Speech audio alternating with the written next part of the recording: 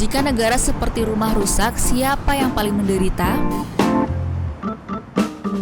Bayangkan sebuah rumah besar tempat kita semua tinggal bersama. Rumah itu mulai mengalami kerusakan. Atapnya bocor, dindingnya retak, lantainya berlubang, dan saluran airnya mampet. Awalnya kerusakan itu tampak kecil, hanya tetesan dari atap, hanya retakan kecil di sudut dinding. Banyak orang di rumah itu berkata, nanti juga diperbaiki, atau bukan urusan saya.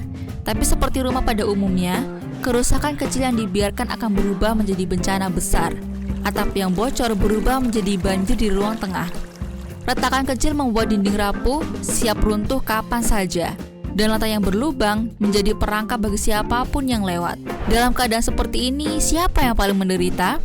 Bukan pemilik rumah yang tinggal di kamar paling atas, bukan orang kaya yang bisa pindah ke tempat lain. Yang paling menderita adalah mereka yang tinggal di bagian rumah paling bawah, yang tidak punya pilihan selain bertahan di ruang yang semakin tidak layak huni. Begitulah negara. Ketika negara rusak, yang paling menderita bukanlah mereka yang duduk di kursi kekuasaan. Mereka punya akses, punya kekuatan, punya perlindungan. Mereka bisa memindahkan kamar, bisa mencari keamanan, atau bahkan bisa meninggalkan rumah itu sewaktu-waktu. Yang paling menderita justru rakyat kecil, pekerja yang upahnya tidak naik-naik, petani yang lahannya makin sempit, pedagang kecil yang kalah oleh ketidakadilan pasar, dan ibu-ibu yang setiap hari harus berjuang menghadapi harga kebutuhan yang terus melonjak. Mereka merasakan langsung bocornya atap negara berupa korupsi. Mereka tertimpa retaknya dinding hukum yang tidak adil. Mereka jatuh ke lubang-lubang sistem yang tidak berpihak pada rakyat. Ketika negara seperti rumah rusak, rakyat kecil tidak bisa memilih untuk pergi. Mereka tidak punya uang untuk pindah, tidak bisa membeli perlindungan, tidak bisa mengakses fasilitas khusus. Mereka terjebak di dalam rumah yang makin lama makin tidak aman.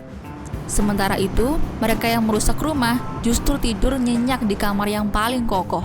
Rakyat kecil menghadapi harga pangan yang naik, layanan kesehatan yang lambat, pendidikan yang mahal, dan keamanan yang tidak terjamin. Dan karena mereka tidak punya posisi tawar, mereka hanya bisa merasakan akibat tanpa bisa melawan penyebab.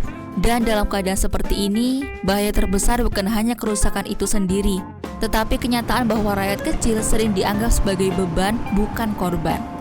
Mereka disalahkan karena miskin, karena marah, karena protes, padahal mereka hanya menanggung akibat dari negara yang dikelola dengan salah. Rumah rusak bukan salah penghuni paling bawah, tetapi merekalah yang paling menderita. Mereka hidup dengan rasa takut bahwa setiap retakan baru bisa menjadi ancaman baru bagi hidup mereka.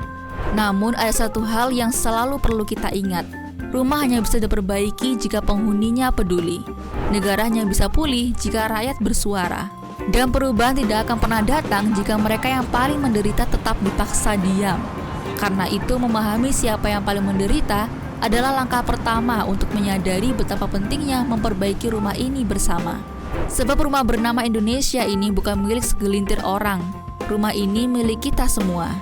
Dan jika kita ingin rumah ini tetap berdiri, maka suara mereka yang paling menderita harus menjadi alasan terbesar untuk memperbaikinya sekarang, bukan nanti.